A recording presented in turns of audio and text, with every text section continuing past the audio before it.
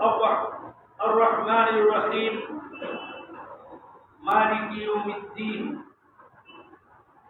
والصلاة والسلام على عبد الله ورسوله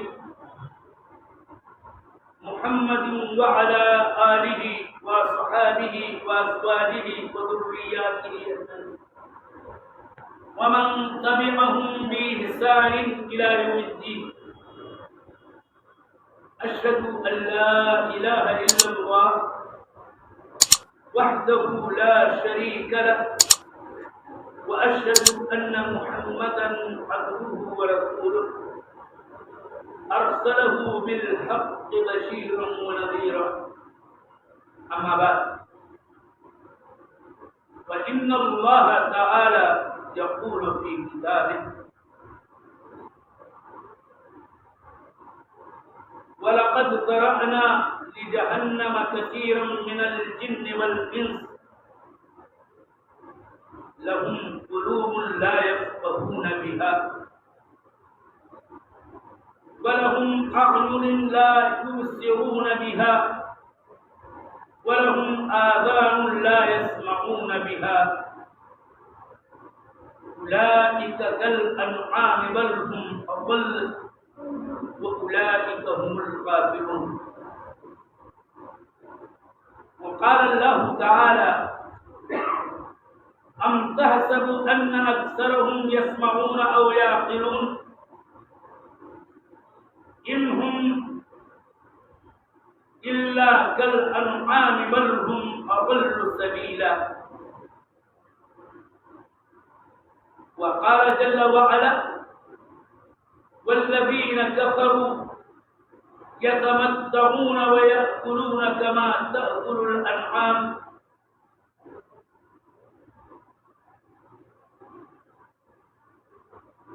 والنار مثوى لهم. رب اشرح لي صدري ويسر لي أمري واحلل عقدة من لساني يفقهوا قولي. سبحانك لا علم لنا إلا ما علمتنا إنك أنت العليم الحكيم. حمد و ثنا کے سارے کلمات اللہ رب العالمین کے لیے لائق و زیبا. صلاۃ و سلام اللہ کی طرف سے اترے اس کے تمام انبیاء و رسول، خصوصاً خاتم النبیین محمد مصطفیٰ صلی اللہ علیہ وسلم پر. میں نے آج خطبے میں قرآن عظیم کی 3 آیتیں 3 سورتوں سے آپ کے سامنے ابھی دوسرے خطبے میں پڑھی ہے. اسی آیت کے اندر جو بنیادی اہم ترین عبرت اور نصیحت کے لائق بات ہے اسی کو میں واضح کرنا چاہتا ہوں. اللہ تعالی سے توفیق مانگتا ہوں. یہ بات آپ کو بتاؤں کہ اللہ تعالی نے آسمان و زمین وما بینہما کو پیدا کیا. اس کائنات ارضی پر نہ جانے کتنے مخلوقات کو اللہ تعالی نے پیدا کیا ہے، لیکن ان مخلوقات میں سے 2 مخلوق بڑی ہی اہمیت کے حامل اور وہ ہے انسان اور جنات،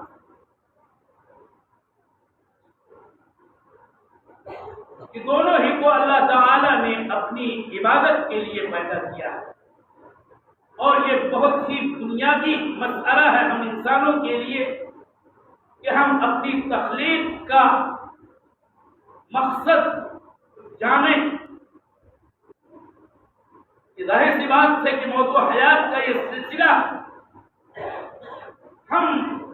خود اپنے جیسے انسانوں کو یہ دیکھ رہے ہیں کہ پیدا ہونے والے پیدا ہوتے ہیں اور پھر ایک مدت کے بعد ان کی موت آتی رہتی ہے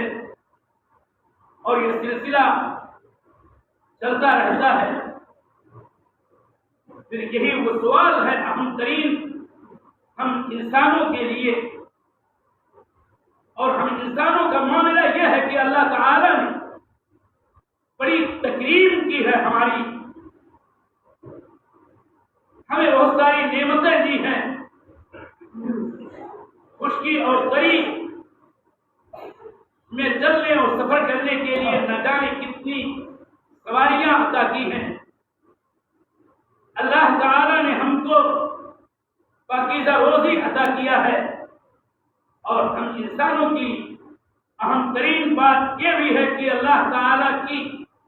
پیدا کی ہوئی مخلوقات میں سے بہت سو پر برتری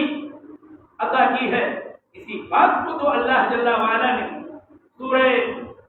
اسراء کی آیات میں یوں کہا، وَلَقَدْ كَرَّمْنَا بَنِي آدَمَ وَحَمَلْنَاهُمْ فِي الْبَرِّ وَالْبَحْرِ وَرَزَقْنَاهُم مِّنَ الطَّيِّبَاتِ وَفَضَّلْنَاهُمْ عَلَىٰ كَثِيرٍ مِّمَّنْ خَلَقْنَا تَفْضِيلًا۔ اور اس آیت کریمہ میں تو بنیادی بات وہ یہ ہے کہ اللہ تعالیٰ یہ کہہ رہا ہے کہ بنو آدم کو ہم نے مکرم بنایا ہے، تکریم کی ہے اس کی۔ یہ تکریم کس اعتبار سے اور کس پہلو سے ہے جس کو اصل سمجھنے کی ضرورت، اور اس آیت کریمہ کا معنی و مطلب جیسا کہ مفسرین کرام نے اپنی اپنی تفاسیر کی کتابوں میں لکھا ہے مدلل، کہ اصل تکریم یہ ہے کہ ہم کو اللہ تعالی نے عقل عطا کیا ہے، سوچنے بوجھنے کا ملکہ عطا کیا ہے، خیر و شر میں تمیز کے قوت ہمارے اندر ودیت کی ہے، وہ دل و دماغ عطا کیا ہے کہ جس کے ذریعہ ہم اچھے برے میں فرق کرتے ہیں اور جانتے ہیں اور مانتے ہیں، اور یہ عقل سے نوازا جانا اور تمیز و ادراک کی جو قوت ہے، یہی اللہ تعالی کی جانب سے ایک عظیم کرامت ہے جو ہم ذریت آدم انسانوں کو اللہ تعالی نے عطا کی ہے۔ اور رہی بات نعمتیں، تو اللہ تعالی نے بر و بحر میں ہم کو سواریاں عطا کی ہیں، بر میں نہ جانے کتنے چوپائے ہیں کہ جن کو سواری کے لیے اللہ تعالی نے پیدا کیا ہے، کہ جن پر سفر کرنے والے سواریاں کیا کرتے ہیں۔ وَيَخْلُقُ مَا لَا تَعْلَمُونَ کے طور پر اللہ تعالی ہی کی مشیت اور اس کی قدرت سے جو انسان کو عقل و تمیز دی ہے، اس کو بروئے کار لا کر کے نہ جانے کتنی سواریاں مشینی انداز کی بھی بنائی دی گئی ہیں، یہ سب اللہ تعالی ہی کی مخلوقات میں سے۔ اور اسی طرح سے سمندروں کے اندر جہاز، کشتیاں، ناؤ بنایا ہے کہ اس پر سمندری سفر کیا جاتا ہے۔ تو ساتھ ساتھ اللہ تعالی نے انسانوں پر اپنی نعمت کو بیان کرتے ہوئے آگے کہا کہ وَرَزَقْنَاهُم مِّنَ الطَّيِّبَاتِ، کھانے پینے کی عمدہ انتہائی خوشگوار اور پاکیزہ روزیاں ہم نے تم کو عطا کی ہیں۔ پھر کہا اللہ تعالیٰ نے کہ وَفَضَّلْنَاهُمْ عَلَىٰ كَثِيرٍ مِّمَّنْ خَلَقْنَا تَفْضِيلًا، کہ ہم نے بنو آدم کو، انسانوں کو بہت ساری مخلوقات پہ فضیلت، برتری، تفوق عطا کیا ہے، اور یہ تفوق حقیقت میں ظاہر ہوتا ہے اسی سے کہ انہیں ہر خیر اور شر میں تمیز کا ملکہ ہے، کیا برا ہے کیا بھلا ہے، کیا اچھا ہے کیا خراب ہے، یہ سمجھنے کے لیے اللہ تعالیٰ نے دل و دماغ عطا کیا ہے۔ اور یہی وہ اساس ہے کہ جس کی بنیاد پر اللہ تعالیٰ نے اپنی عبادت کے لیے ہم کو پیدا کیا اور اپنی عبادت کا مکلف بنایا۔ وما خلقت الجن والانس الا لیعبدون میں یہی بات اللہ تعالیٰ نے بیان کی ہے۔ اور پھر یہاں سے یہ بات آپ آگے سمجھیں، میں دین کی باتیں بتا رہا ہوں اور دین سیکھنے اور سکھانے کے سلسلے کی باتیں کر رہا ہوں کہ انسان کے اوپر 3 باتوں کی معرفت ضروری ہے۔ سب سے اہم چیز جو ہے انسانوں پر واجب اور نمبر 1 پر وہ ہے 3 باتوں کی جانکاری، 3 بنیادی چیزوں کا جاننا۔ نمبر 1 رب جل وعلا کی معرفت اور اس کی جانکاری، کہ ہمیں یہ جاننا چاہیے کہ ہمارا خالق مالک رازق، ہمارا زندہ کرنے والا ہم کو اور مارنے والا ہم کو، اور ہر طرح کی اس کائنات کے اندر تدبیر کرنے والا کون ہے؟ خدا اپنی ذات سے متعلق اور اسی طرح سے انفس کے علاوہ آفاق کی پھیلی ہوئی نشانیوں میں غور کرنے سے اس نتیجے پر پہنچنے کی ضرورت ہے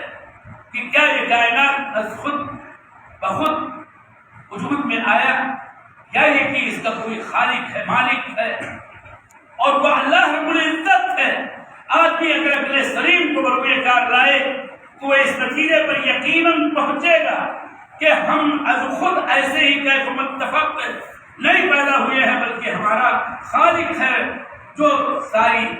کائنات کا خالق ہے، جو آسمان و زمین کا پیدا کرنے والا ہے، اسی نے ہم کو پیدا کیا ہے۔ خلاصہ یہ ہے کہ سب سے پہلی بنیادی چیز جس کا جاننا ہم انسانوں کے لیے ضروری ہے وہ یہ ہے کہ ہم اپنے خالق و مالک کو پہچانیں، اور وہ ہے اللہ رب السماوات والارض، اللہ رب العالمین۔ دوسری بنیادی چیز جو ہے کہ رب کا دین کیا ہے، رب کس دین کا پابند کرنا چاہتا ہے، اس دین کی معرفت ہمارے لیے ضروری ہے،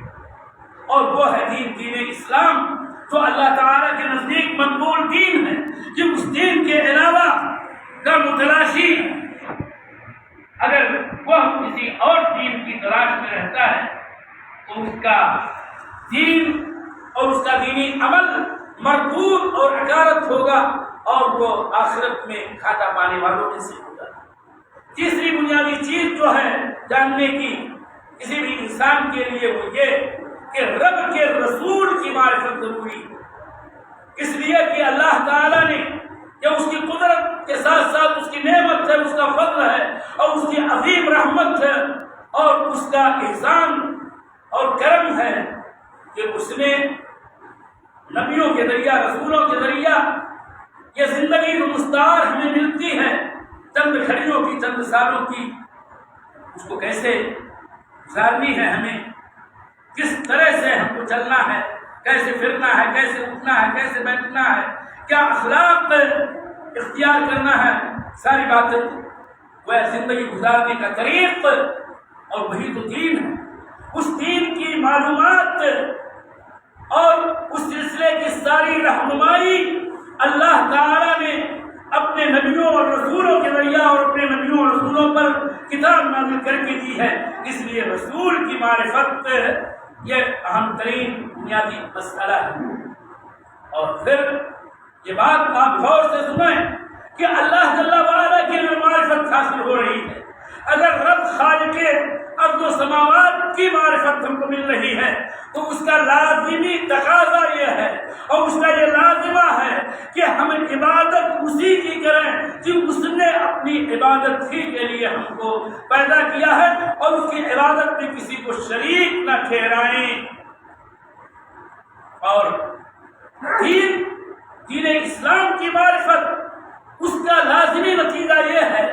اور ہمارے اوپر اس تعلق سے یہ بات واجب ہوتی ہے کہ دین وہی ہونا چاہیے جو اللہ تعالیٰ کو پسند ہے، جو اللہ تعالیٰ کے یہاں مقبول ہے،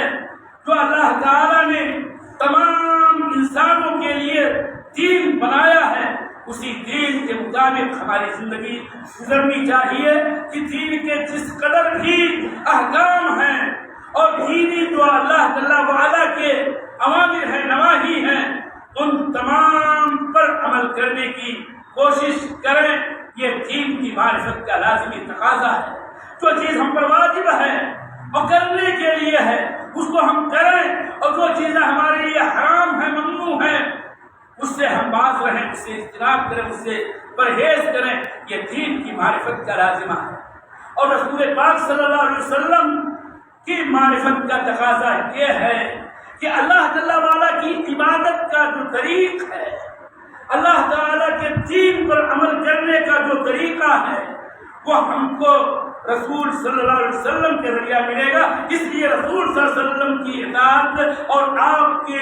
ہدی اور سیرت کی اتباع ضروری ہے۔ اور یہ یاد رہے کہ رسول صلی اللہ علیہ وسلم کا طریقہ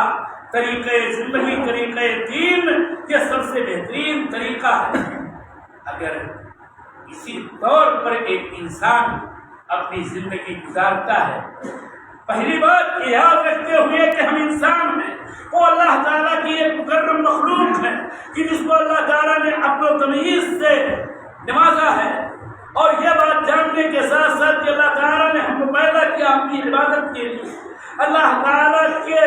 عبادت کے لیے اس کے دین اسلام کو اختیار کرنا ضروری ہے، اور دین پر مکمل عمل پیرا ہونے کے لیے اس کے رسول صلی اللہ علیہ وسلم کی اطاعت و فرما برداری اور ان کے تمام تر طریق کو اپنانا ضروری ہے۔ اگر اس طریق پر ہماری زندگی یہ دنیا کی جو چند گھڑیوں کی ہے اگر گزر رہی ہے، تبھی تو ہم انسان ہیں، عاقل انسان،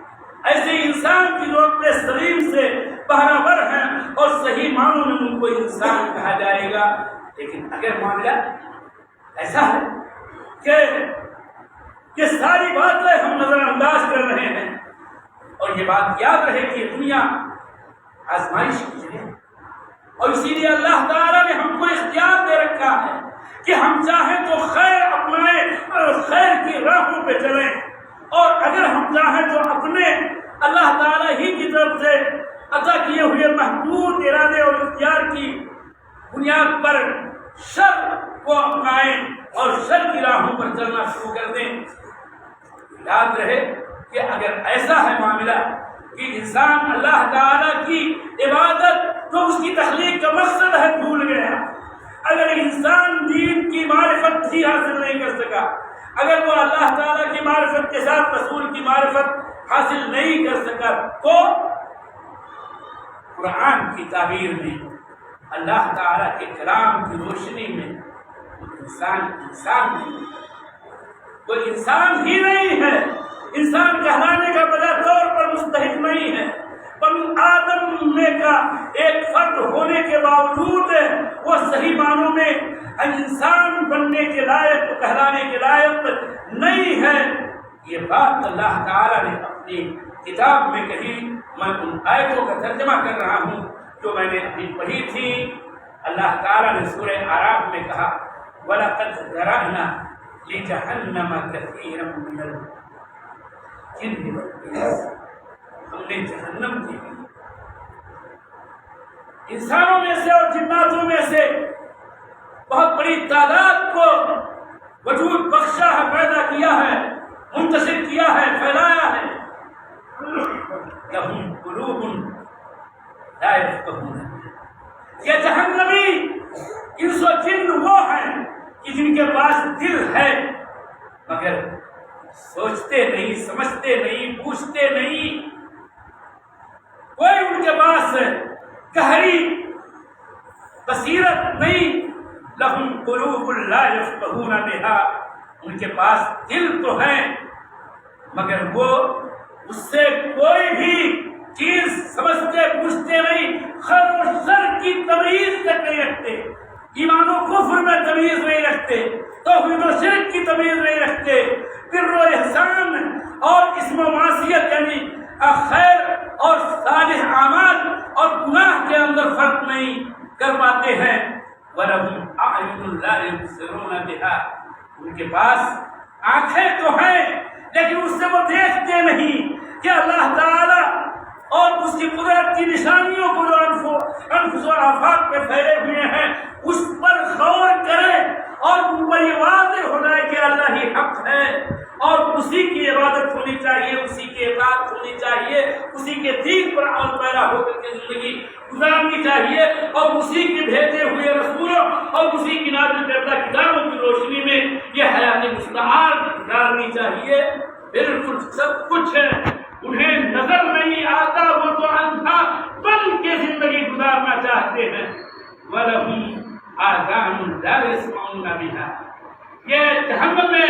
جانے والے لوگ ان کے اوصاف بیان ہو رہے ہیں کہ ان کے پاس کان بھی ہوتے ہیں لیکن وہ اس سے سنتے نہیں. وہ خیر کی باتیں صحیح معنوں میں نہیں سنتے کہ اس کی اتباع کریں،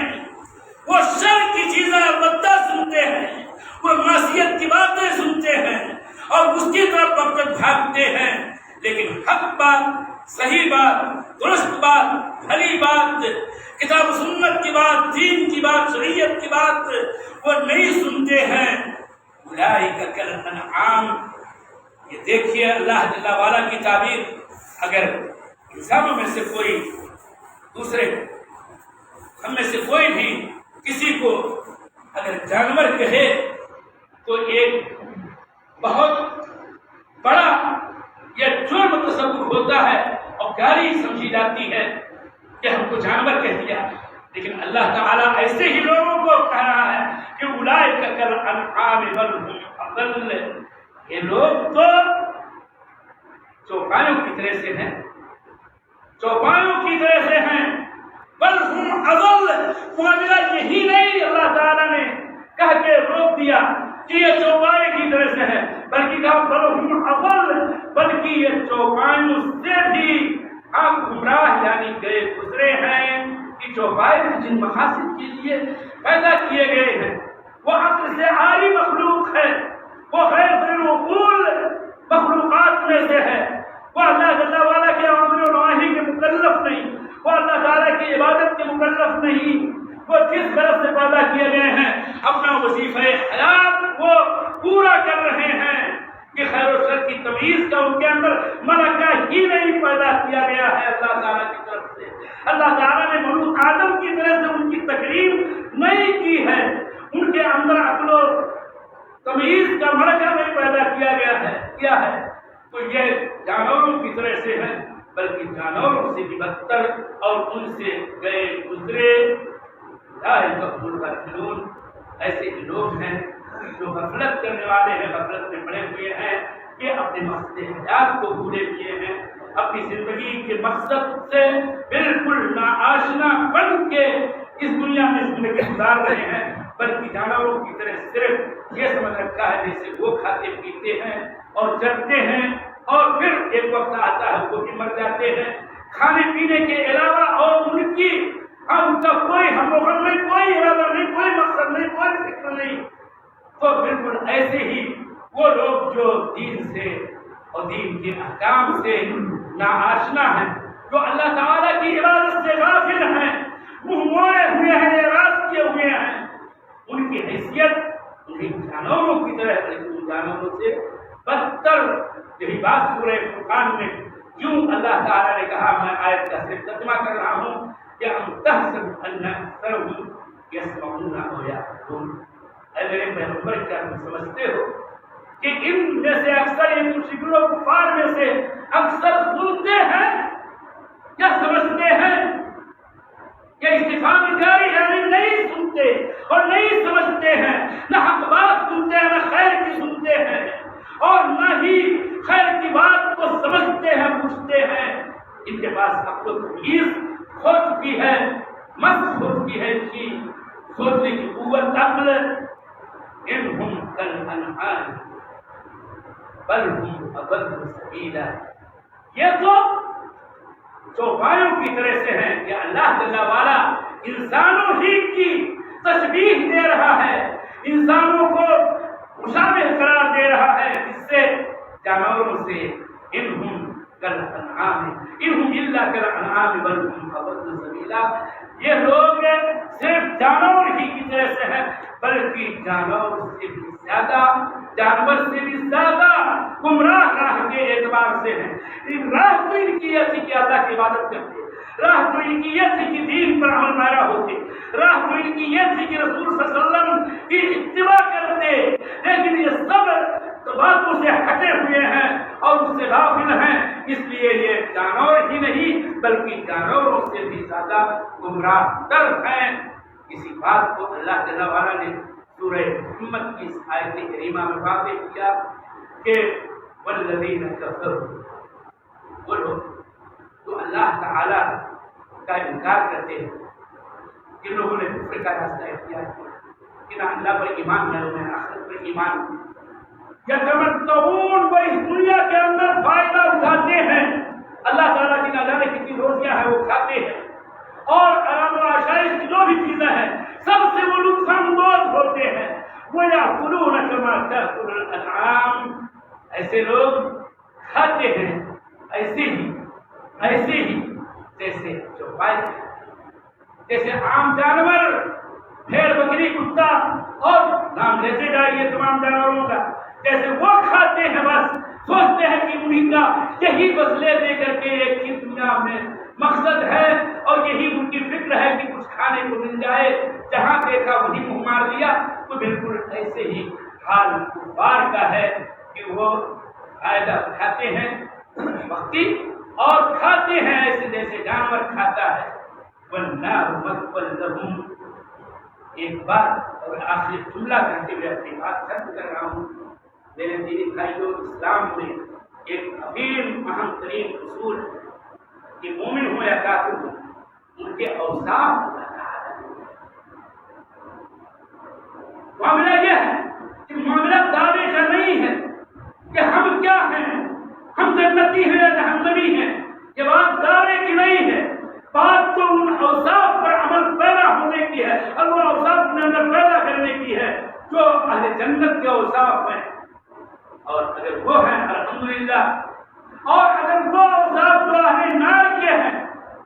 اگر وہ ہمارے اندر ہیں، حتیٰ کہ کلمہ کو ہونے کے باوجود، دعوی اسلام کے باوجود، اگر اوصاف کفار ہمارے اندر ہیں کہ ہمارے دل ایسے سنگ خوردہ ہو چکے ہیں کہ صحیح درست حق خیر والی بات نہیں ہم سمجھتے ہیں، اگر ہمارے کان میں ایسے بہائے ہو چکے ہیں تو سچی باتیں نہیں سنتے ہیں کہ اس کو سن کر کے عمل میں لائیں، اگر ہماری نگاہیں اس طرح سے اندھی ہو چکی ہیں کہ ہم حق اور باطل دیکھ ہی نہیں سکتے، اگر ہم ایسے ہی ہو گئے ہیں بس کے اعتبار سے کہ جیسے ایک جانور ہوتا ہے جو یہ سمجھتا ہے کہ کھانا پینا ہی میری اصل زندگی کا مقصد ہے اور وہ کھانے ہی کی فکر میں ہوتا ہے، اگر یہی فکر ہمارے اندر بھی پیدا ہو جائے کہ بس فائدہ اٹھا رہے ہیں، آسائش و آرام کی چیزیں ہمیں میسر ہیں اور اچھی غذائیں ہم نوش کر رہے ہیں، کام کر رہے ہیں اور کھانے کی اور پینے کی چیزیں اس کو ہم استعمال کر رہے ہیں، تو بہت مزے میں ہیں، تو ان کی بات یاد رہے کہ ہمیں اور آپ کو بولنا چاہیے اپنے اوصاف، اپنے عادات کو، اپنے اخلاق کو، اپنے احوال کو، اپنے اعمال کو، اپنے انداز کو دیکھنے کی ضرورت ہے کہ ہم ان اوصاف کی بنیاد پر کس منزل کے راہی قرار پاتے ہیں۔ میرے دینی بھائیوں، اللہ تعالیٰ سے دعا کرتا ہوں کہ اللہ تعالیٰ ہمیں ان باتوں سے فائدہ اٹھانے کی توفیق دے، اور یہ ضروری ہے، یہ بہت ہی اہم مسئلہ ہے، دنیا سے بھروسہ ہے، موت ہمیشہ منہ کھولے ہوئے کھڑی ہے، اور اس کے بعد اللہ کے یہاں ہمیں اپنے اعمال بدلہ پورا دیا جائے گا۔ کوشش یہ ہونی چاہیے کہ ہم اپنے اعمال جو دنیا میں کرتے ہیں ایسے اعمال ہوں کہ جو ہمیں جنت کی طرف لے جانے والے ہوں اور جہنم سے ہٹا دینے والے ہوں۔ فمن زحزح عن النار وادخل الجنة، بعض کے مصداق جو بنے گا وہی کامیاب و کامیاب ہوگا، اور آخرت کے اندر بہت ہی واضح کھلا ہوا گھاٹا ہوگا۔